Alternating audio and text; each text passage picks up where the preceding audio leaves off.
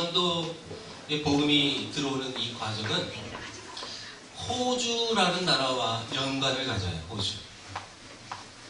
자, 담임 자매는 잘 들어야 될 거예요.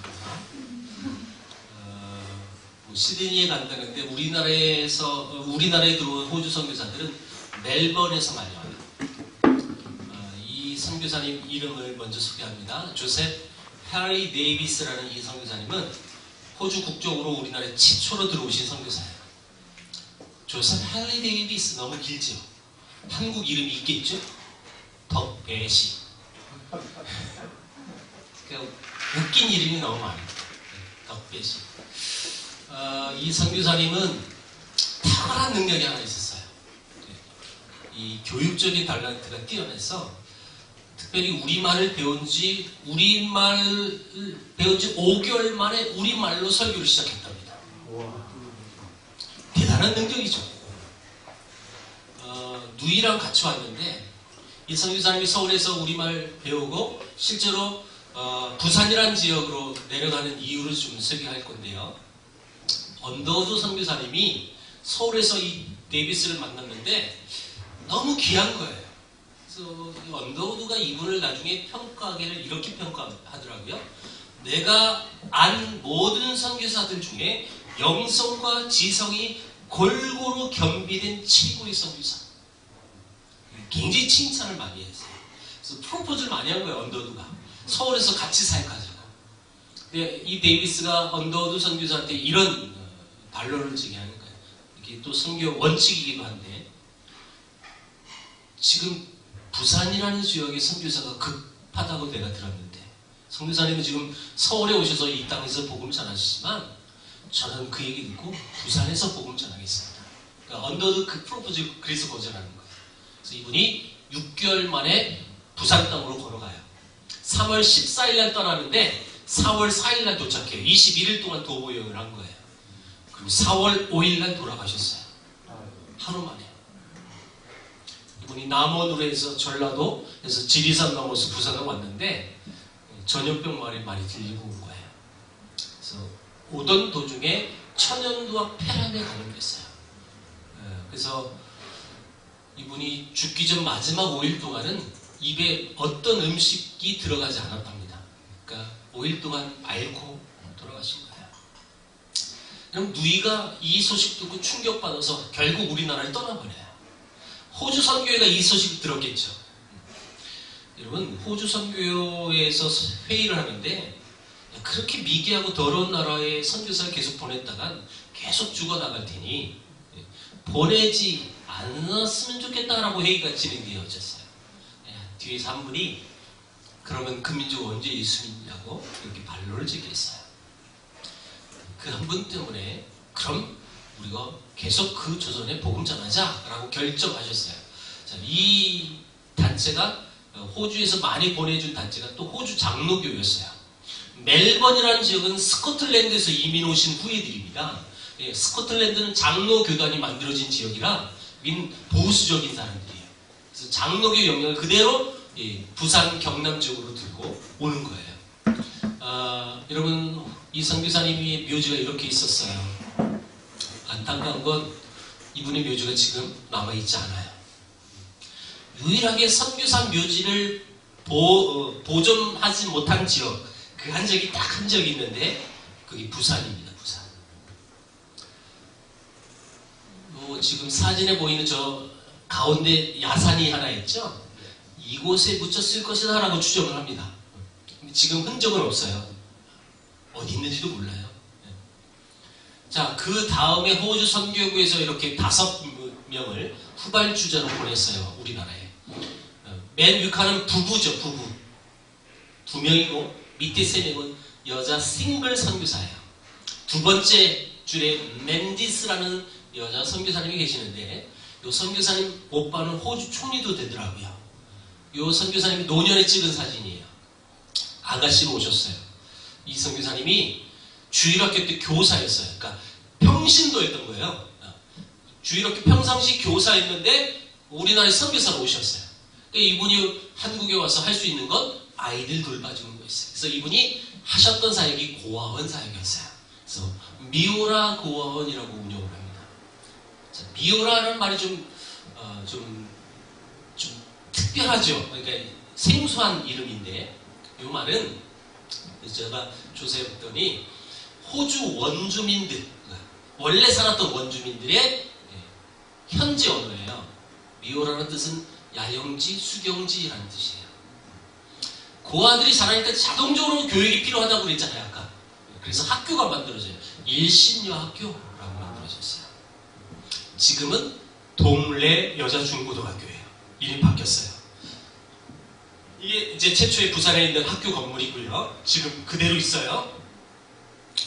요 교회가 아까 맨디스가 다녔던 멜번에 있는 교회입니다. 근데 이 선교사님이 한국에 오니까 자기 주일학교 제자가 있었을 거 아니에요. 그 제자들하고 한국에서 이분은 부산에서 편지를 주고받았어요. 그 제자 한 사람은 어린 시절 우리 조선을 알게 된 거예요. 그 아이가 어린 시절 한국을 알면서 우리나라의 선교사의 꿈을 가졌어요. 그래서 로버트 왓슨이라는 학생인데 성인이 돼서 실제로 선교사가 우리나라 와요. 자, 자기 주일학교 선생님의 영향으로 인해서 이 선교사님이 통영과 거제도를 중점으로 복음을 전하셨어요. 여러분, 거제도는 두 번째 우리나라에서 큰 성이에요. 이 제주도는 한라산 딱 위에 큰 산 하나만 있고 나머지는 다 평지잖아요. 거제도는 그렇게 산세가 험해요. 그래서 산골이 많은 섬인데도 불구하고 산골이 많아요. 이분은 산골 다니면서 다 복음 전하셨어요. 한 영혼이 한 마을에서 이 선교사님을 로버트 왓슨이라는 선교사님을 통해서 복음을 듣습니다. 그래서 그분이 장로님이 돼서 교회를 세워서 지금 현재 이렇게 남아있는 교회 현재 사진입니다. 그의 아들이 장로님 되고 그의 아들이 장로님 돼서 3대째 이 집안은 장로님 집안이 됐어요. 4대째 아들이 목사가 되셨어요. 혹시 여러분 아실 수 있어요? 그 목사님이 옥하는 목사님이라는 분이에요.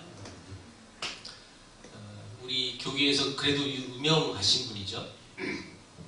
옥하는 목사님 4대 할아버지가 로버트 왓슨이라는 선교사한테 복음을 듣습니다. 로버트 왓슨은 어떻게 왔느냐? 자기 주일학교 선생님 맨디스 때문에 온 거고. 맨디스는 왜 왔느냐? 호주 1호 선교사 조셉 헨리 데이비스가 오자마자 돌아가셨기 때문에 그 얘기 듣고 온 거예요. 이런 선교가 바로 이런 거예요. 사실 흐름이 이런 거죠. 이런 훌륭한 목회자가 나오는 배경은 이런 과정을 통해서 나와요. 다시 말하면 우리는 복음의 뿌리가 길지 않은 나라입니다. 몇 대만 가면 끝이에요, 사실은. 제가 요즘 많이 만나는 사람들이 뭐냐면 5대선을 요즘은 많이 만나요. 5대선. 5대선까지 온 거죠. 요 분이 누구냐면 아까 맥케이 부부라고 했을 때 사모님이셔요. 근데 이분도 한국에 온 지 3개월 만에 돌아가셨어요. 이분 데이비스 바로 옆에 못 왔는데 이분의 묘지도 없어요. 그래서 그 이후로 총 5명이 묻혔어요. 없어요 지금 묘지. 최근에 이런 묘지가 조성됐습니다. 이곳은 경상남도 공원묘지라고 보시면 됩니다. 창원시 진동면이라는 지역에 소재하고 있는 공동묘지인데 저 뒤에 똑같이 일관적으로 생긴 저 묘비 말고 저 뒤에 보면 흰색으로 십자가 모형이고 검은 미석 뒤에 있죠? 저건 실묘예요. 새 묘지는 실제 묘지입니다. 자, 이 묘지에다가 앞에 잃어버린 묘지를 복원해 놓은 거예요. 근데 시신이 없다 보니까 묘지가 아니라 그냥 기념비. 근데 왜 새 묘지가 이렇게 조성됐느냐? 사실 호주 선교사님들의 그 산물이 지금 딱 하나 남아있는 게 있어요. 창신대학교라는 학교입니다. 마산에. 이 창신대학교가 원래는 남녀공학으로 세워졌다가 우리나라 문화는 남자, 여자가 함께 학교를 못 다니니까 나중에 이 학교는 남녀로 학교가 분리가 된 거예요. 그래서 여학교를 따로 세우는데 그 여학교 일대 교장 선교사님이 마산의 어느 지역에 매장돼 있었어요. 근데 그 땅의 소유자가 몇 월 며칠까지 이장해 가시오라는 통보를 한 거예요. 창신대학교가 이 소식 듣고 우리 선교사님, 호주 선교사님 부산에 묻혔던 묘지 하나도 보존 못했는데 이거라도 제대로 우리가 이장해 주자. 그래서 이 공동묘지에 땅을 사러 오신 거예요. 그리고 산청에, 경남 산청에 두 구가 어느 교회 묘지에 매장이 돼 있어서 그 묘지는 보존이 돼 있었던 거예요. 그래서 그 묘지, 총 3묘지를 여기 이장하려고 오는데, 이 묘지 사장님이 안수지사님이셨어요. 이분이 돈을 받고 팔지 않고 기증하셨어요. 근데 여러분 3번 이장하는데 큰 땅 필요 없어요. 조금만 줘도 돼요. 근데 너무 과하게 주셨어요. 2,000평을 주셨어요. 2,000평. 그래서 잃어버린 묘지를 양옆엔 경남 출신, 손양원, 주기철 목사님 이런 분들, 순교자들 기념비를 만들고, 요 묘비 바로 앞에 기념관을 이렇게 만들고, 데이비스 선교사가 우리나라 오신 지 120년 만에 세운 거예요. 이게 2009년도입니다. 2009년도. 그래서 이 기념관이 세워지고, 자, 요 선교사님은 호주 출신으로 오셨던 선교사인데, 저 남자분은 바누아투라는 식인종 섬에 가서 선교 사역을 하셨던 분인데, 사모님이 거기서 병사하셨어요. 그리고 이분이 몸을 추스리고 호주에서 추스리고 두 번째 선교지로 온 나라가 우리나라입니다. 호주가 당시 선교지를 두 나라를 올인해서 선교했대요. 근데 그 두 나라의 조건이 있었던 거예요. 전 세계에서 가장 미개한 두 민족, 바누아투 조선. 이게 굉장히 의미 있는 이 멘트에 지금 우리가 그런 나라였어요, 실제로. 그래서 요 선교사님이 부산에 와서 사역을 하는데, 옆에 있는 여자분은 경남 진주에서 교육사역했던 메리라는 선교사예요. 이분은 아가씨였는데 이분하고 만나서 결혼했어요. 그러니까 이 남자는 사별하고 재혼을 하신 거죠. 그래서 요 가정들이 요 나환자 사역을 하셨어요. 그래서 부산에 가보면 부산 나환자 사역을 상해원이라고 불렀어요. 지금은 없습니다. 소록도가 만들어지면서 이전했습니다. 상해 교회도 있었고, 이 선교사님이 목사인데도 불구하고 나환자들이 참 많이 죽었어요. 정확히 얘기하면 4명에 1명은 죽는답니다. 25%의 치사율이. 이게 안타깝잖아요. 이 사람들이 계속 치료약도 없고 계속 병 걸리면 4명 중에 1명은 반드시 죽으니까. 그래서 이 환자들을 치료하기 위해서 목사가 이 병을 연구하다 보니까 실제로 약품을 발견했어요.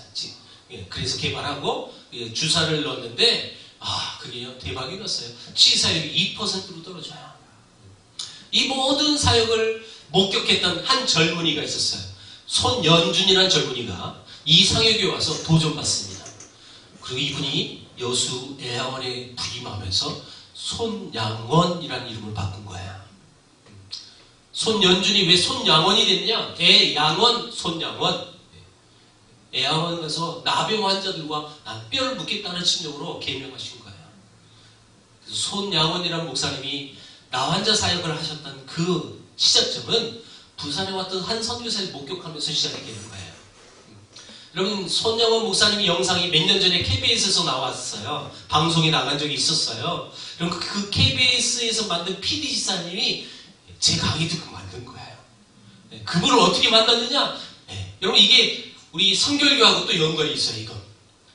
서울신대 하도균 교수님이 전도학 포럼을 하는데 나한테 이런 요청이 나왔어요.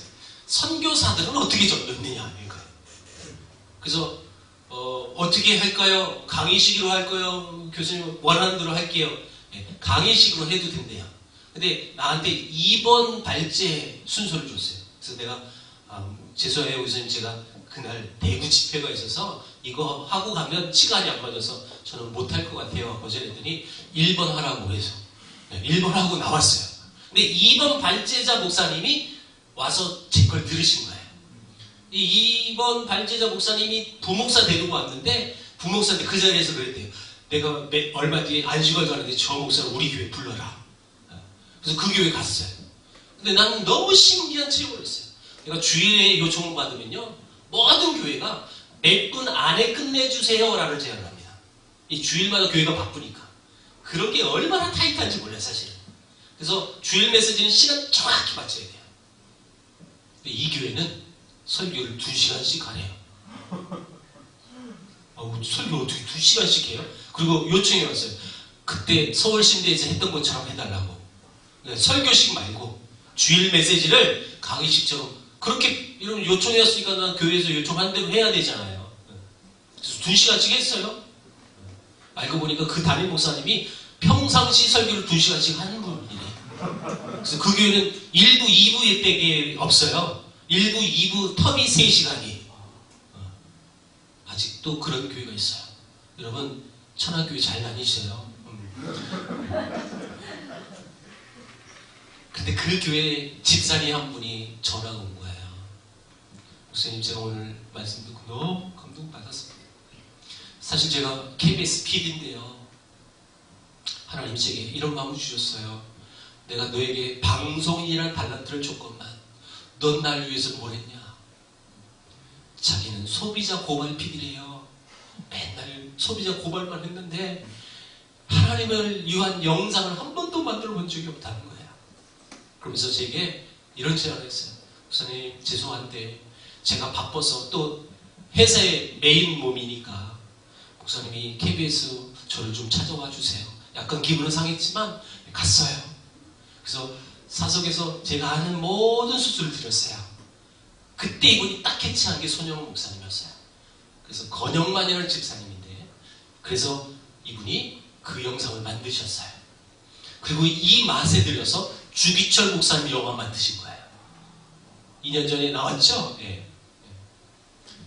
또 다른 영화가 나오면 제가 준 걸로 알고 계십시오. 예.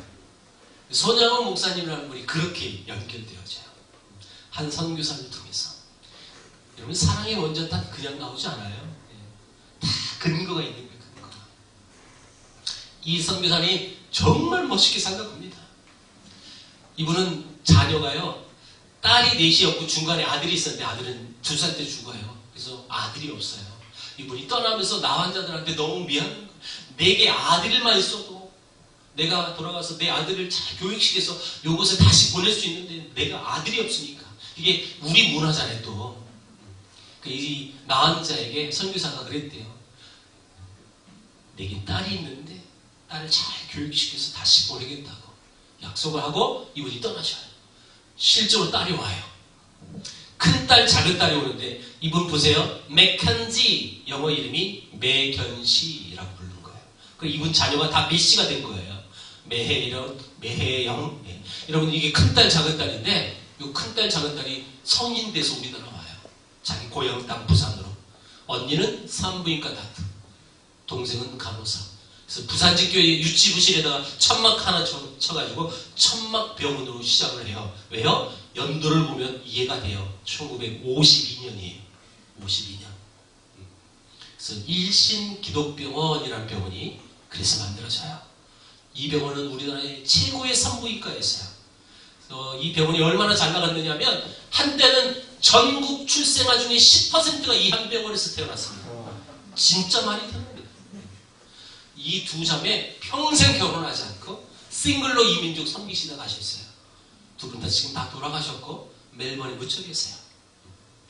이 두 자매가 진짜 멋있게 살아갑니다.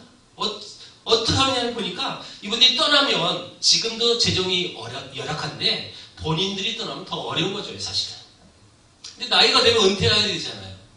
이분들이 떠날 때 이런 걸 만들고 가요. 호주 ABC 국영방송국 직원들을 초청해서 이 병원을 취재하게 만들어요. 그래서 그 영상을, 비디오 테이프 만들어서 1974년도에 호주 전국 교회를 다니면서 이분들이 후원을 모으고 말하는 거 다니는 거예요. 그 영상을 가지고 다니면서. 그래서 그 당시 돈으로 10억이 넘는 돈이 모은대요. 그 당시 돈으로. 지금의 가치는 100억이 넘는 돈이에요. 다 이 병원에 흘려보내고 떠나신 거예요. 이분들이 평생 기독정신, 예수정신으로 사역을 하셨고 무료정신으로 사역하신 거예요. 그럼 당시는 우리나라 병원 제도가 진료를 끝내놓고 병원비가 없어서 도망가는 환자가 많았던 시대입니다. 워낙 가난했으니까. 그래서 병원에서 만든 제도가 뭐냐? 먹튀 안 만들려고 보증금 제도를 만들어놨어요. 그러니까 보증금을 못 내면 병원에 입원이 불가능한 거예요. 병원 측에서도 이해는 돼요. 그렇죠? 자기들 돈 못 받으니까. 그렇다면 보증금 없는 사람은 입원조차 할 수 없는 시대였어요. 여러분, 그 당시는 보증금 있는 사람은 거의 없었어요. 그거 어떻게 해요? 이 병원도 세상의 모든 병원처럼 그렇게 운영하면 여러분 선교사들이 세운 병원의 그 취지가 안 맞잖아요. 이분들은 일단 다 받아요.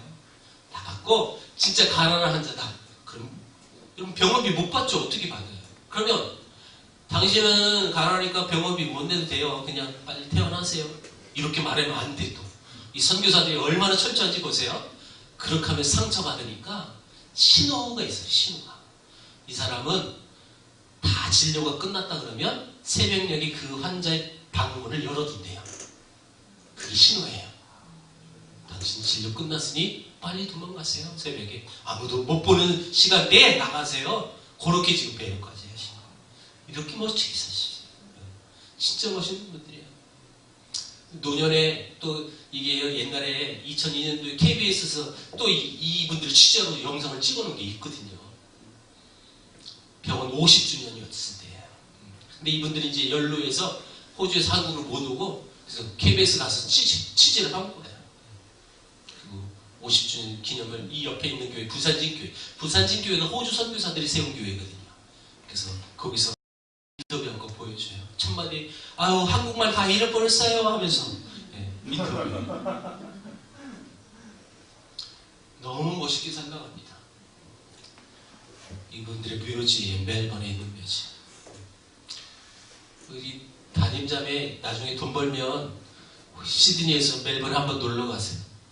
굉장히 의미 있는 거예요 사실은. 여기 오른쪽이 큰 딸 묘지인데 영어 이름 보세요. 헬렌 펄 맥켄지. 메헤란이라고 그랬잖아요. 한국 이름이. 근데 미들네임 보세요. 펄이 들어갔어요.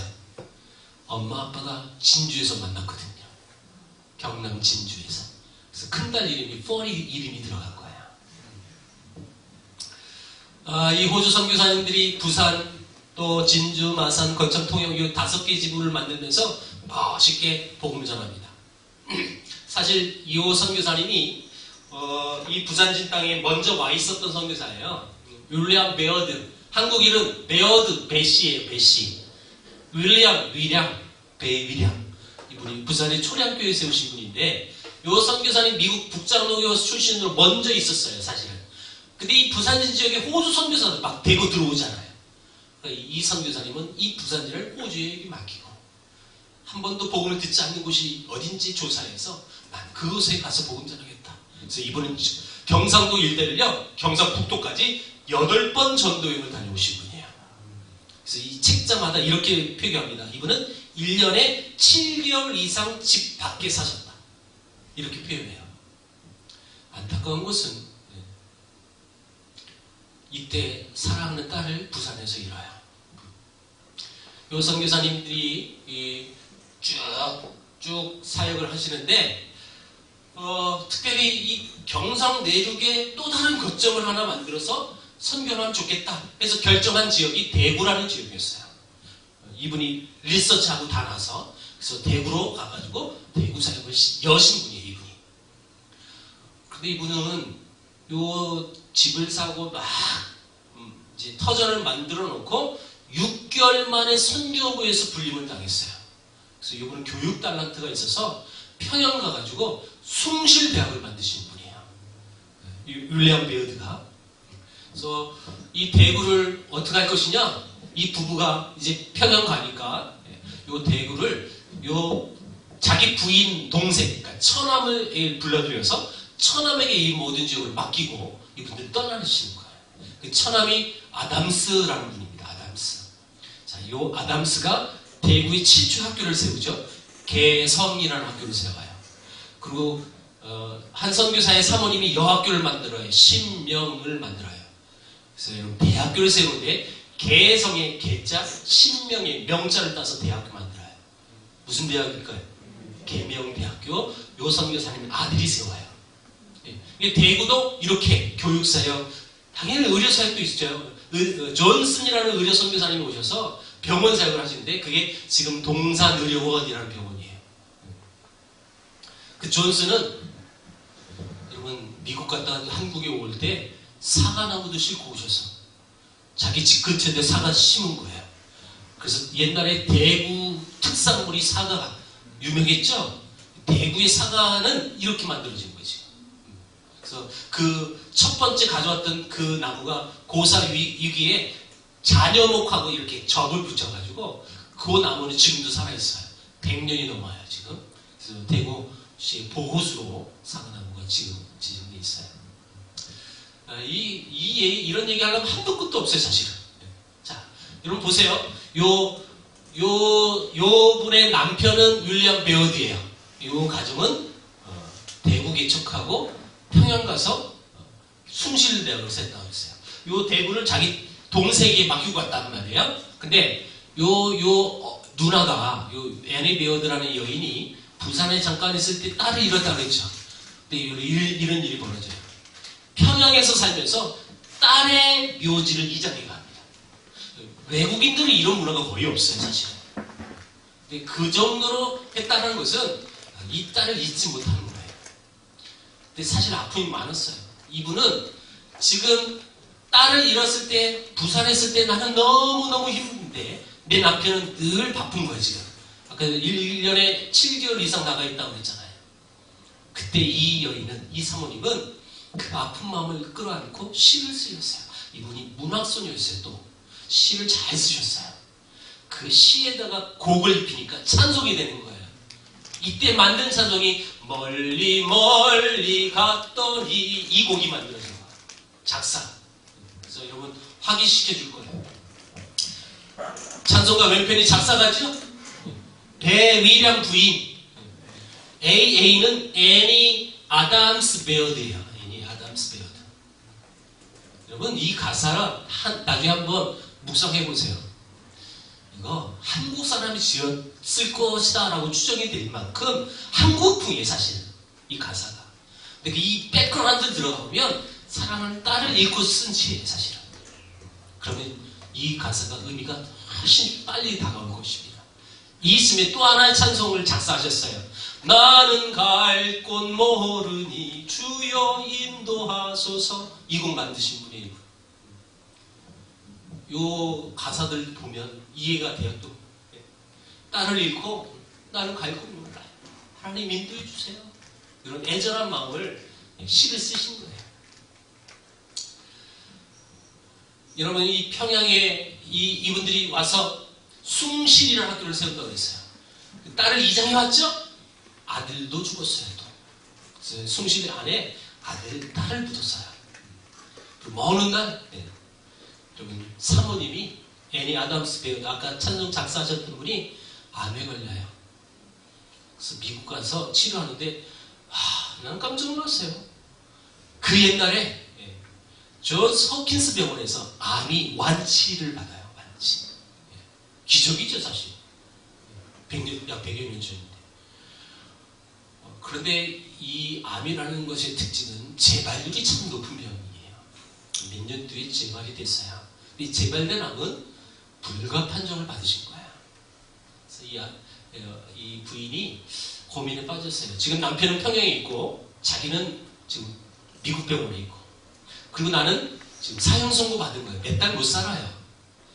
내가 만약에 여기 있다가 죽으면 내 남편이 내 죽음 때문에 사약을 줬고 미국에 와야 되는 이 생각을 하다 보니까 이 여인이 여기 있을 수가 없었어요. 사역을 위해서 자기 몸을, 이 말기 암 환자의 몸을 배에 실어서 한국에 와서 죽자. 그래서 이번 실제로 평양 와서 죽어요. 그래서 아들, 딸 옆에 묻힌 거예요. 이런 아픈 스토리가 있어요. 먼 날에 또 그 이후로 정말 먼 날, 이 메이령 선교사는 아들이 생존에 있었을 때, 미국에 생존에 있었을 때, 우리 한국분이 찾아가서 그분이 이제 돌아가시기 얼마 전이라 병상에 누워있어서 거의 100세가 됐을 때인데요, 그분에게 우리 한국 선교사님이 얘기해 준 거예요. 선교사님, 이제 한국은 미국 땅으로 선교사를 2번째 많이 파송한 국가가 되었어요.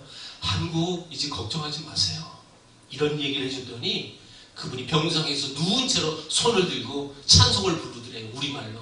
만복의 그런 바람이 울면서. 그러면서 그분이 이렇게 말합니다. 내가 죽거든. 우리 가족이 묻혀있는 평양에 묻어줄 수 있냐고.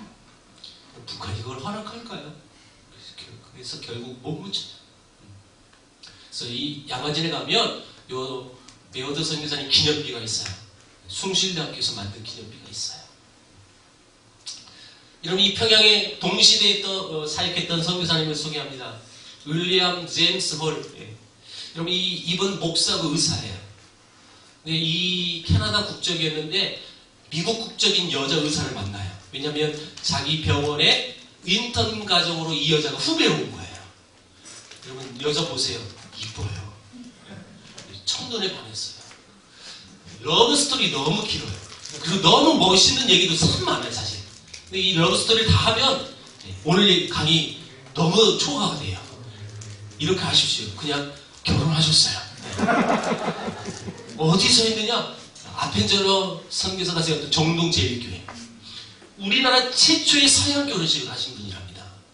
서양 결혼식은 여자가 뭘 입고 한 겁니까? 웨딩드레스. 우리 조선은 드레스를 만들 기술력이 없어서 당시 일본에 특별 주문을 했대요. 근데 이걸 싣고 온 배가 우리나라 건너오다가 바다에서 빠져버린 거예요. 날짜는 다가오고. 그 이 선교사님이 어떻게 했느냐? 우리 엄마들이 입는 소복으로 입는 그 흰 천, 그걸 급조해서 드레스처럼 하고 입고 결혼하셨어요. 근데 우리 조선 사람은 다 소복으로 봐요, 그걸. 결혼식날 욕 얼마나 많이 드셨는지 몰라요. 소문이 퍼졌대. 어떤 미친년이 소복을 입고 결혼했다고. 정말 욕 많이 드셨어요. 왜냐면 우리 문화는 여자가 소복을 입고 결혼했다. 그 남편 빨리 죽어라, 그런 뜻이랍니다. 네, 그게 우리 문화예요. 결혼 끝나고 10개월 뒤에 아들이 태어납니다. 아들. 쇼도 홀이라고 이름을 짓는데, 이 아들이 6개월 됐을 때 요 가정을 그래서 평양 개척하라고 보냈어요. 그래서 평양에서 집을 삽니다. 이게 그들의 사택이고요, 이게 병원이고요, 이게 교회이고요, 다 이 한 집에서 다 하는 거예요, 사실. 의사고 목사다 보니까. 여러분, 밤마다 짱돌이 날라왔어요. 죽여버린다고 협박하고. 우리 마을에 노인들이 아이들이 죽고 이 모든 핑계거리를 이들에게 돌려요. 니들이 와가지고 죄에서 원붙어가지고 우리 오늘 다 죽고 있다. 우리 미개한 문화 때문에 죽는 건데 사실 모든 탓을 이들에게. 예, 그건 다 견뎌낼 수 있었어요. 집 없는 거지들 다 데려와서 여러분 학교를 세웠어요. 그 학교가 광성이라는 학교인데요. 이 학교는 지금 서강대학교 옆에 이사와 있어요. 그러니까 이북 지역의 선교사들이 세웠던 미션 스쿨들이 이 나무로 많이 내려와요. 요 충청도에도 있어요. 이따가 소개할 건데, 자, 이 광성이라는 학교. 자, 근데 문제는 평양에 큰 사건이 하나 터지죠. 청일 전쟁이 터졌을 때 막바지 전쟁터가 평양이었어요. 그래서 평양에 있던 선교사들이 다 서울로 피난 갑니다. 그리고 전쟁 끝났다는 소식 듣고 아빠 세 분만 올라갑니다. 장로교에서 마포 삼례라는 선교사, 요 감리교에서 이 홀 선교사, 그레암 리라는 세 분이 올라갔는데 위험하니까 처자식을 서울에 두고 가는 거예요. 네. 혹시나 무슨 일이 있을 수 있으니까. 자, 딱 왔더니 청나라 일본 군인 시신만 2,000구가 넘도록 방치해두고요. 매장하지 않고. 그러면 시신을 방치해두면 뭐가 돌을까요? 전염병 돌았어요. 그래서 전염병도 죽어가고 있었고. 여러분, 윌리엄 제임스라는 의사입니다. 의사니까 이 환자를 진료할 수밖에 없어요. 근데 환자가 너무 많아요. 본인은 의사 한 명밖에 없고 어떻게 감당해요? 쉬지도 못하고 환자를 돌고 있는 거예요. 무리를 할 수밖에 없겠죠. 우리 인간은 육체 한계가 있는 거예요. 무리를 하면 면역성이 떨어지게 돼 있어요. 결국은 자기가 치료하는 그 전염병이 자기에게 감염이 됐어요. 그래서 이분이 서울로 후송시켰는데 너무 늦게 내려온 거야. 일찍 왔어야 되는데 너무 늦게 내려온 나머지 결국 그 전염병으로 목숨을 잃어요. 그래서 양화진에 이분이 두 번째로 묻히는 선교사가 됩니다. 이때 아들이 하나 있었다고 그랬잖아요. 아들이 돌 지난 며칠 뒤에 아빠가 죽은 거고, 더 가슴 아픈 이야기는 엄마 뱃속에 둘째가 있었어요. 그래서 이 사모님은, 여자 선교사님은 미국 가서 출산합니다. 그리고 딸을 출산했는데 아들과 딸을 데리고 이 선교사님은 미국에서 우리나라에 들어와요. 자, 이 과정을 소개한다면 이분이 미국에서 죽은 남편의 스토리를 책을 만들었어요. 근데 이 남편이 이 캐나다하고 미국에서 정말 유명하신 분이었어요. 너무너무 성품이 좋으셨어요. 별명이 홀리맨입니다. 홀리맨. 모든 사람들이 이분 죽을 때 이렇게 고백했어요. 우리는 작은 예수를 잃었다. 이분의 삶의 평가이거든요. 제가 아무런 말을 할 필요가 없어요. 이분의 그 죽음 뒤의 평가를 보면 알 수 있는 거예요. 우린 작은 예수를 잃었다. 이 아픈, 이 귀한 선교사님이 안타깝게 3년 만에 죽은 거예요. 그래서 선교지에 지금 매장되어 있는 거예요. 그 스토리를 책으로 나왔으니 많은 사람들이 사봤어요. 그 수익금 이분 한 푼도 건들지 않아요. 그대로 우리 한국에 보내요. 그래서 평양에다가 죽은 남편 이름으로 기홀병원을 세워요. 기념한다 홀 선교사를. 그래서 기홀병원을 세우고 그 병원에 이분이 선교사로 오시는 또 3년 만에 서울에서 평양 가는데 전염병 말에 또 들렸다 가셨어요. 이 딸내미 유복자 아빠 얼굴 못 봤던 이 딸내미가 그때 또 전염병이 걸린 거예요. 그래서 평양 가서 며칠 뒤에 시름시름 앓다가 이 딸아이도 잃어요. 그래서 여러분 양아지 땅에 이 딸아이를 또 묻습니다. 이 엄마의 마음이 또 어떻겠어요? 평생 이민족 섬기겠다고 다시 왔는데 딸까지 잃어버린 거죠. 이 엄마가 기도하는 내용이 이겁니다. 하나님 남은 건 아들밖에 없다고. 이 아들아 평생 이민족 섬길 수 있도록 도와달라고 기도하는데 84세까지 사셨어요. 이민족에 끼쳤던 영향 보십시오. 동대문 이대병원 이분이 기초한 거예요. 인천 기독병원을 세우셨어요. 여성 의료 전문대학을 만들었는데 이 대학은 현재 고려대학교 의과대학이 되어 있어요. 특수 선교라는 부분을 제일 먼저 하신 분입니다. 이분들이 시각장애인들이에요. 이 선교사님의 일을 도왔던 우리 조선인 조사집에 가봤는데 하루는 그 조사에 딸내미가 시각장애가 있었던 거예요. 근데 그 아이가 어떻게 이렇게 그 집에서 케어가 됐느냐? 골방에 처박아 놓고 밖에서 문을 걸어뒀어요. 앞이 안 보이니까 돌아다니면 깨지고 다치고 하니까 못 돌아다니게 가둬둔 거예요. 그게 당시 우리 문화였어요. 이분이 이걸 목격하고 미국에 가서 안식년 때 특수교육을 일부러 배우셨어요. 이 장애 아이들을 어떻게 교육할 것인가. 그리고 한국에 와서 기름종에다가 바늘로 한글 점자를 연습하는 것이 지금 점자 기초가 된 거예요. 그래서 우리나라 맹학교, 농학교를 이분이 다 세우신 겁니다. 특수선교라는 부분을 제일 먼저 하셨던 분이 로제타 슈로우드라는 선교사님. 자, 그분의 통역을 맡아줬던 이 여자 김점동, 아까 얘기했을 때 한국인 최초의 여자. 한혜진하고 너무 다르죠? 그분이에요, 그분. 부연 설명 다 했어요. 이혼하고 할머니가 소래교회 성도였고 영어를 잘해서 통역을 하다 보니까 의료 선교의 꿈, 그러니까 의사에 대한 꿈을 갖게 돼서 이 남자를 소개해서 결혼시켰어요.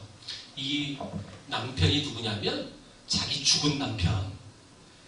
이 홀 선교사가 처음 복음 전해서 처음 예수 믿은 사람이랍니다. 박유산이라는 사람인데 이분이 천민 출신이었어요, 사실은. 근데 여러분 이 선교사가 알았습니다. 주민과 천민은 절대 결혼할 수 없는 문화거든요, 조선은. 그래서 이 여인한테 너무 조심스럽게 다가갔어요. 사실 너보다 신분이 훨씬 낮은 사람인데 내가 소개해 줄 텐데 한번 만나볼래? 진짜 조심스럽게 한 거예요. 이 여자가 자존심 상할까 봐. 근데 이 여자가 이렇게 대답해요. 저는 하나님의 영광을 위해서는 뭐든지 할 수 있어요. 그래서 이 남자를 이럴 때는 중매를 본 거예요. 신앙이 좋으니까 결혼하기로 마음먹은 거예요. 그래서 이 두뇌를 미국 유학 보내준 거죠. 자, 그러니까 김점동이라는 이 여자가 미국 가니까 미국식 돼야죠. 남편 성 따라가야죠. 그래서 박씨가 된 거예요.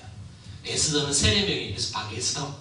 근데 이 남편은 막노동으로 자기 부인을 의과대학 보내준 남편이 사실 진짜 귀하신 분인데 안타깝게 이분은 얼마 뒤에 결핵으로 죽어요. 그래서 박유사는 볼티모어 지역에 가면 묘지가 아직도 있어요. 이 여기는 그 뒤로 끝까지 공부를 다 해서 한국 최초의 박사학위자, 여자 박사학위자가 되는 박에스더 의사로 우리나라 한국에 다시 들어옵니다. 근데 이분이 의사가 된 지 10년 만에 이분도 결핵을 걸려요. 이때만 해도 결핵 걸리면 무조건 죽었다고 보는 거예요. 결핵은 당신은 불치병이에요, 불치병. 그리고 가족으로부터 다 버림당하고 이 전염성이 너무 높으니까. 여러분 이 박에스더 의사가 죽었을 때 선교사 아들이 있었어요. 셔우드 홀. 그 아들이 이분을 이모라고 불렀거든요. 이모. 우리가 식당에서 보는 이모 수준은 아니에요. 진짜 이모로 여겼어요. 진짜 자기를 아기 때부터 길러줬던 분이에요. 근데 이모가 결핵으로 죽은 거예요. 셔오도르 그때 충격받아요. 10대 소년이었는데 이때 자기 꿈은 돈 많이 버는 사학가가 돼서 우리 엄마 같은 가난한 선교사 도우려고 그런 야망의 꿈이 있었어요. 이 소년에게. 네, 이모가 죽으니까 꿈이 바뀌었어요. 내가 돈 많이 벌어서 선교사 후원하면 뭐해. 이미 다 죽어 있는데 죽은 사람한테 어떻게 복음 전하냐고. 그래서 이 소년은 꿈을 바꿔요. 결핵 전문 의사의 꿈을 바꾼 거예요. 그래서 이 셔오도르이 미국 가서 실제로 의사가 됐고 부인도 의사가 돼서 우리나라 최초의 결핵병원을 세우신 분들이에요. 그런데 이때만 해도 돈 없는 가난한 자들은 병원에 조차 올 수도 없었거든요. 그래서 이 선교사님 생각합니다. 이 돈 없는 가난한 자들도 어떻게 고쳐줄 수 있을까 해서 이분이 만든 제도가 있었어요. 크리스마스 실. 이분이 만든 거. 그러니까 이분은 사업의 기질이 좀 있었던 거예요, 사실은. 10대 때 아르바이트를 하는데 얼마나 통이 큰지 보세요. 집을 지어서 선교사한테 팔고 그래요. 10대 때. 그 정도 여러분 통이 큰. 이 셔오도르이 여러분 보세요. 아무리 그래도 의과 대학생이 됐을 때 엄마는 가난한 조선의 선교사예요. 그냥. 여러분 의대가 학비가 얼마나 비쌉니까? 근데 이 셔오도르이 얼마나 학교 다니기 어려웠을까요? 근데 은혜가 있더라고요. 셔오도르이 의과대학을 다닐 때 캐나다 미국 교회에서 자기에게 메시지 요청을 많이 했대요. 그래서 셔오도르는 교회 갈 때마다 한복을 입고 가셨어요. 꼭. 한복 입고 교회에서 말씀을 전해요. 근데 끝나고 나면 꼭 이런 분들이 찾아오신대. 자기에게. 내가 너희 아버지를 잘한다. 이 아버지가 아주 훌륭한 인품을 갖고 있었다고 그랬잖아요. 야, 너네 아버지 정말 귀하신 분이었는데 선교지에서 안타깝게 3년 만에 돌아가셨다. 네가 그 뒤를 잇겠다고 의대생이 됐다니 참 귀하다. 그래서 봉투를 꼭 넣어준대요. 그게 학비가 되는 거더라고요. 그래서 의대를 나오고 그래서 의사가 되는 거예요. 이 민족 평생 섬기셨어요. 이분은. 근데 일본에 의해서 이 됩니다. 그래서 남은 여생을 인도에서 섬기시다가 한국에 할아버지가 돼서 한번 오셨어요. 91세가 돼서. 왜냐? 아버지가 세운 학교, 아까 광성이라는 학교가 있었죠. 광성 중고등학교가 90주년인데 설립자 아들이 살아있는 거예요. 그래서 한국에 초청이 왔어요. 자, 그리고 광성 중고등학교에서 이분이 연설을 했어요. 실제로. 90주년. 난 여전히 한국을 사랑합니다. 난 한국을 잊지 않기 위해서 한국에 썼던 물품을 일부러 가져갔습니다. 우리 아버지 때 복음 전하신 분들, 우리 때 복음 전하신 우리 한국인들을 놓고 앨범 위에 손 올려놓고 날마다 위에서 기도했습니다. 할아버지가 이렇게 연설하고 있는 거예요. 지금 우리나라 와서. 저는 그 자리에 없었지만 그 자리에 있었던 사람 참 많이 울지 않았을까 싶어요. 그리고 서방대라는 곳은 마포예요. 양화진하고 굉장히 가까워요. 양화진에 자기를 데려달라고. 왜냐? 양화진은 자기 가족이 묻혀 있었어요. 먼저는 우리 아버지 묻혀 있었어요. 그리고 순서대로 따져보면 자기 여동생이 묻혀 있어요. 그리고 해주에서 자기 아들도 죽었어요. 자기 어머니가 묻혔어요. 나도 죽으면 이곳에 묻으라고 유언을 한 거예요. 그래서 98세에 돌아가시는데 이곳에 매장됩니다. 사모님 5개월 뒤에 그들이 정확히 돌아가셔서 두 분 다 이 땅에 묻혀서 결핵협회에서 장례를 다 치러줬어요. 요 기념비도 결핵협회에서 만들어준 거고요. 참 많은 선교사들이 이 땅에 찾아왔다는 사실을 발견합니다. 진짜 오늘 제가 속도를 빨리 해서 이 공주, 이 충남까지 하고 갈 수 있는 건 참 은혜인데, 제가 요 스토리를 또 최근 몇 달 전에 발굴한 스토리가 하나 있어서 좀 나누고 싶어요. 그 얘기를 하기 앞서서 요 처음 선두주자를 얘기해야 돼요. 여러분 이 맥겔이라는 선교사가 제일 먼저 오셔서 사역하고 샤프라는 목회자죠. 위에는 의료 선교사, 밑에는 목회자, 목사님. 이 샤프라는 선교사님이 이 충청남도, 이게 충청남도는 감리교입니다.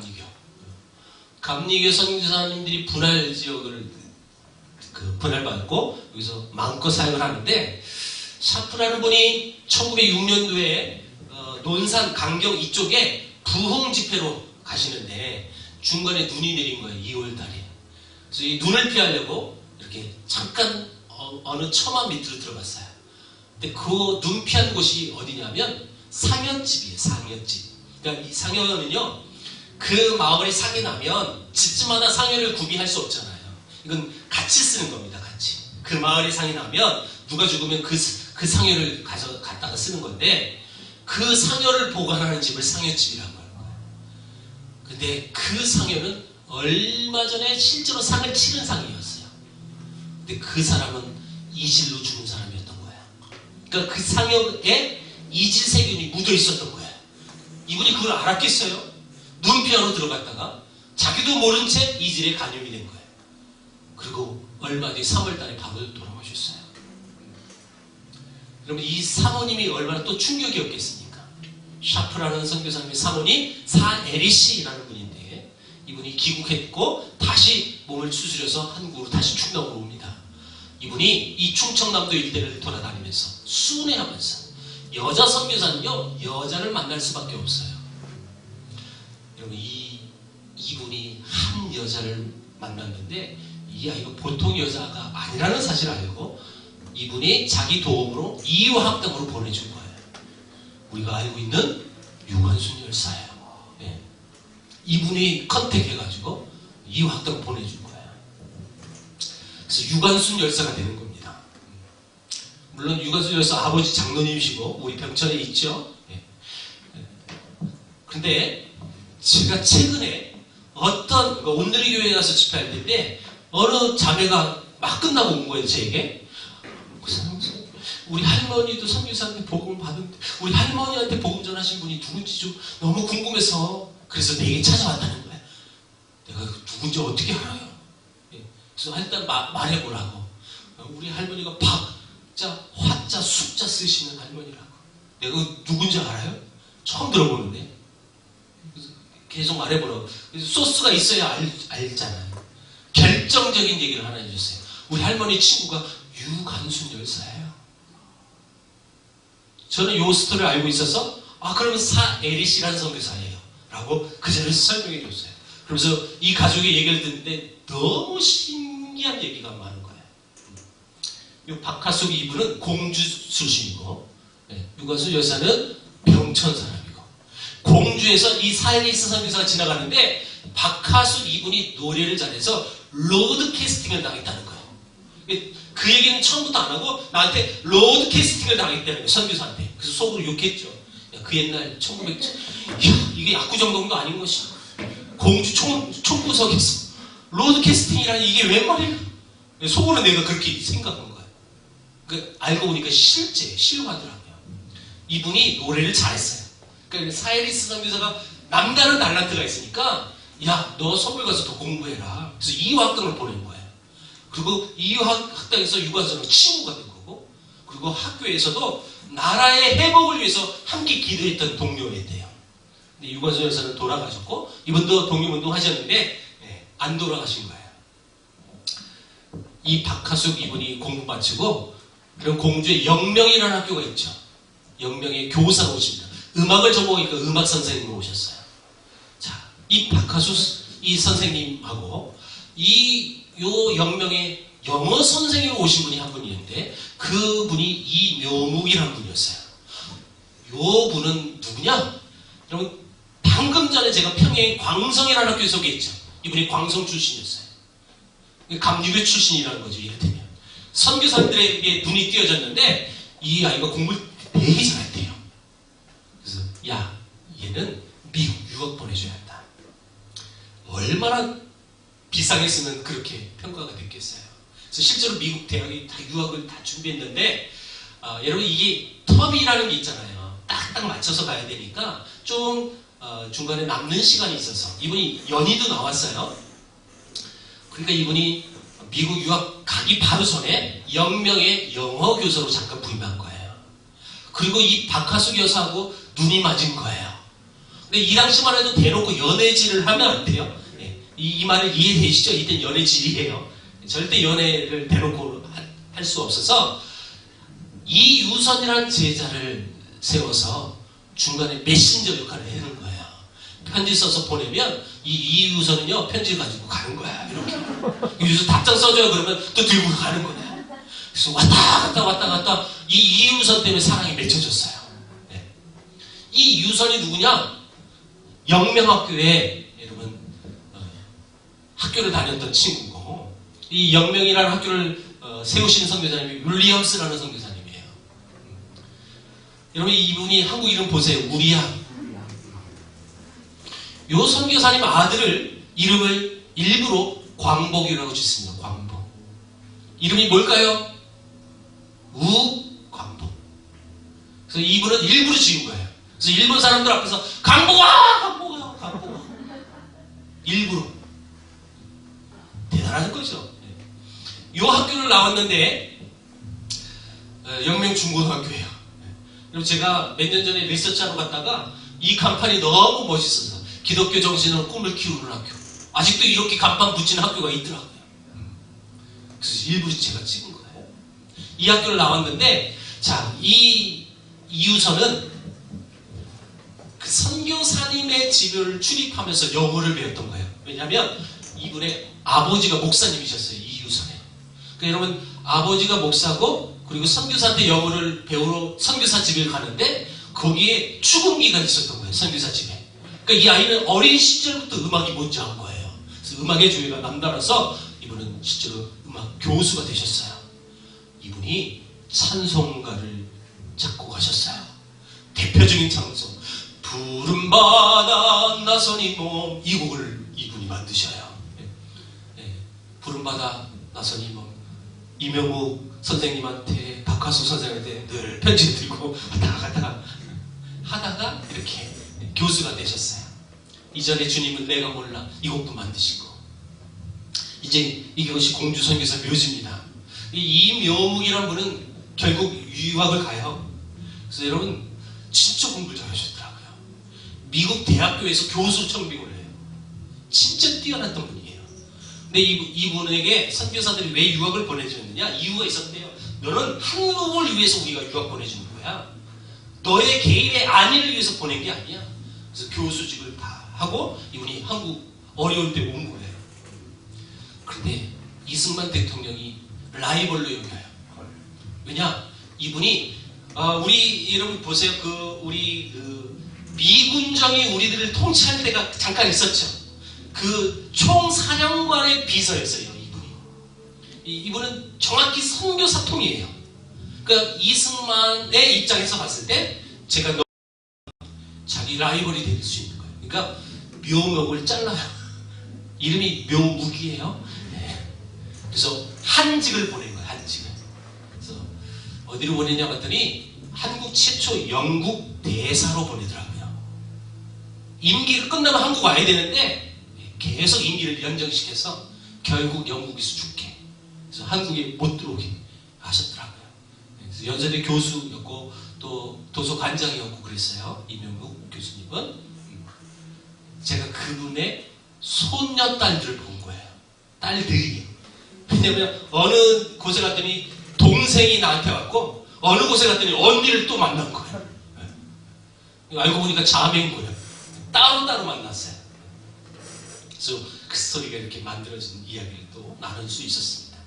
제가 마지막 한 번을 소개하고 오늘 모든 말씀을 마무리하려고 합니다.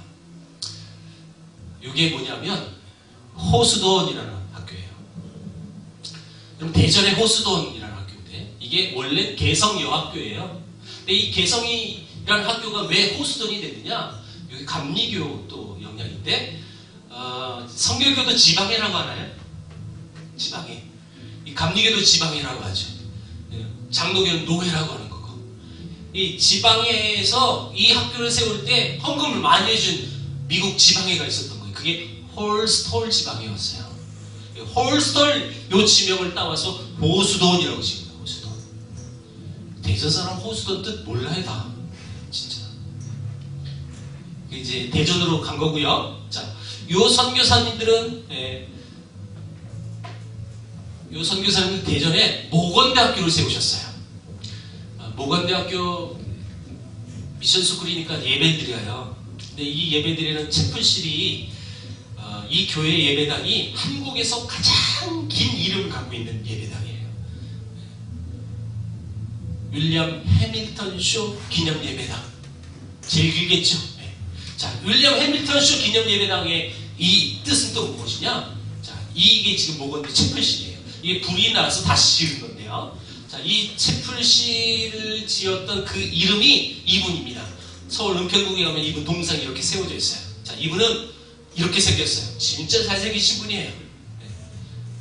제 개인적으로 브래드 피트보다 훨씬 미남입니다. 윌리엄 해밀턴 쇼, MK예요. 이분의 아버지가 평양신학교 교수였어요. 아버지가. 그러니까 여러분, 평양에서 이 아들이 태어났어요. 1922년생. 그리고 고등학교까지 평양에 나오고, 이 아들이 대학교를 미국에 갔어요.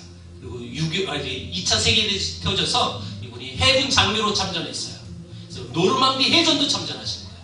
전쟁 마치고 한국에 와서 해군과 해병들을 창설하는데 큰 공을 세우신 분이 바로 이분이에요. 그리고 미국 가서 나도 우리 아버지처럼 공부해가지고 선교사로 다시 한국에 와야 되겠다라는 마음을 먹어서 이분이 너무 멋있어요. 여러분, 하버드 대학원에 들어가요. 공부도 잘했어요. 근데 하버드에서 공부할 때 우리나라 유교전쟁이 터진 거예요. 이분이 고민에 빠져요. 내가 공부 다 마치고 선교사 자격으로 한국에 들어갈 것인가? 아니면 지금 당장 한국이 어렵고 힘들어하는데 지금 가서 도울 것인가? 고민에 있었어요. 그리고 결정하셨어요. 이분이 온 가족을 불러 모아요. 이분이 결혼도 해서 자식도 있었어요. 가족 다 불러 모아서 이렇게 말합니다. 저는 한국에서 태어났습니다. 저는 한국 사람입니다. 저는 선교사가 돼 한국으로 가려고 준비하고 있습니다. 지금 한국 국민이 전쟁 속에서 고통당하고 있는데 이를 먼저 돕지 않고 전쟁이 끝나고 태워왔을 때 한국에 선교사를 간다는 것은 제 양심이 도저히 허락하지 않습니다. 그래서 저는 한국으로 다시 들어가겠습니다. 라고 하고 실제로 재입대를 해요. 여러분, 군 제대한 사람이 재입대하는 거 우리 여성분들 모르는 거예요. 이거. 여러분, 남자들이 제일 싫어하는 끔찍한 꿈이 뭔지 아세요? 재입대하는 꿈이에요. 꿈인데도 아우 시간 걸려. 난 2번이나 꺼봤어요. 죽을 것 같아. 그날 병무청 직원이 날 끌고 온 거야. 꿈에서. 모든 행정착오가 일어나서 당신 군생활이 지워졌다는 거예요. 여러분, 이건 진짜 거의 지옥 같은 느낌이에요. 이게 남자들만 알 수 있는. 근데 이분은 자기 발로 재입대해요. 깜짝 놀랐어요. 메가더 장군 정보 장비로 들어오더라고요. 우리나라 지형을 잘 알았고 우리말도 잘했어요. 인천 상륙작전을 성공시킵니다. 여러분, 인천 상륙작전 되자마자 서울이 수복되지 않죠? 며칠 걸리는 거예요. 9월 28일 날 수복이 되는데 9월 22일경에 은평구 녹번동에서 숨어있는 공산당이 이분을 쏴버린 거예요. 그래서 그대로 돌아가셨어요. 그래서 양아진이 지금 묻혀있어요. 안타까운 건 이 아들이 죽었을 때 이 부모들은 자녀가 이 아들밖에 없었어요. 외아들 외동아들이었어 그냥. 그래서 이 부모님들은 이 아들을 한국에 묻고 한국을 못 떠나요. 그래서 이 부모님도 한국에서 평생 또 남아서 살 거예요. 근데 이 부모님 아버지가 마지막 사역지가 대전 모건대학교였던 거예요. 이 스토리를 여러분 많은 사람들이 알고 약 6,000명이 성금 모금해서 그 아들 이름으로 윌리엄 해밀턴 쇼 기념 예배당, 이렇게 예배당을 만든 거예요. 네, 제가요 작년에 대전 시니어 선교학교 강의하러 집회로 갔는데 이맘쯤이 11월 달이었어요. 여러분, 이 시니어 선교학교는 거의 막내가 60대예요. 훈련생들이 은퇴하고 우리도 선교사로 살아야 된다 이런 이제 움직임을 하는데 한 장로님이 끝나고 내려왔어요. 이 장로님 은퇴하신 교수님이 자기가 이 모건대학교 교수였대요. 목사님, 내가 이 모건대 교수였는데 윌리엄 해밀턴 쇼 이야기를 오늘 처음 들었어요. 울먹거리면서 얘기하시는 거예요. 그러니까 이 말은 이런 스토리가 전달이 안 된다는 뜻이지. 청주에는 수많은 아픔을 갖고 끌고 왔고 이 청주에 내려오신 분이 밀러라는 선교사인데 이분이 일신여학교 가면 이분 묘지가 있어요. 일신중고등학교. 근데 왜 청주 왔느냐? 이분은 처음에 서울에서 시작했어요. 근데 부부의 아이가 없었는데 6년 만에 아들이 태어났어요. 6년 만에. 네, 8개월 살고 죽었어요. 그래서 양화진에 묻은 거예요. 저 오른편이 양화진에 있는 묘지예요. 3년 뒤에 둘째가 태어났는데 둘째가 바로 죽었어요. 그래서 또 묻었어요. 그 다음 년도에 그 후유증으로 사모님이 돌아오셔서 3명을 양화진에 묻은 거예요. 이 가족을 묻고 이 선교사는 청주 내려서 청주를 개척하신 선교사예요. 그리고 이분이 죽을 때 날 꼭 청주에 묻으라고 유언해서 청주에 묻힌 거예요. 왼편이 청주의 묘지고요. 근데 이분이 세 가족을 양화진에 묻었을 때 한 조선인이 이분에게 이런 질문을 해와요. 당신이 믿는 신은 누구길래 당신은 왜 이렇게 어려움만 있느냐는 거예요. 우리 조선인의 신과는 이해가 안 되는 거죠. 저 서양인의 믿는 신의 도를 증거하게 했다고 이 땅에 왔는데 저 사람이 믿는 신은 도대체 이해가 안 되는 거예요. 왜 저 사람에게 어려움만 주는지. 우리 조선의 신과는 잘 되게 하는 거거든요. 그래서 도대체 네가 믿는 신은 누굽니까? 도대체. 이분이 그때 또 시를 써요. 그 시에 곡을 붙이니까 찬송이 되는 거예요. 예수님은 누구신가? 우는 자의 위로와 없는 자의 풍성이며. 이 곡이 그때 만들어져요. 그리고 그 즈음에 또 하나의 찬송을 만들어요. 이분이 찬송가 편찬 유언장이셨어요. 이 곡은 성경 구절을 조합해서 만들어요. 이 곡은 우리가 감사절 때 불러요. 공중 나는 새를 보라. 이 곡을 이분이 작사하십니다. 여러분, 이게 감사절 찬송이라고 했는데 세 가족을 읽고 어떻게 감사 찬송이 나올 수 있을까요? 저는 요즘 집회 끝날 때 예수님은 누구신가 이 곡을 부르고 끝내요. 여러분, 이 곡의 가사를 보면 내가 믿는 예수님은 비록 내가 지금 이 선교 사역을 하면서 어려움이 있습니다만은 믿음의 선언을 하시는 거예요. 사실은 이 가사의 내용이 그렇습니다. 그래서 그 의미를 좀 상기하기 위해서 우리가 1절만 부르고 그리고 강의만 맺겠습니다. 예수님은 1절만이요. 예수님은 누구신가? 우는 자의 위로와 없는 자의 풍성이며 천한 자의 높음과 잡힌 자의 노임되고 우리 기쁨 되시네. 기도합니다.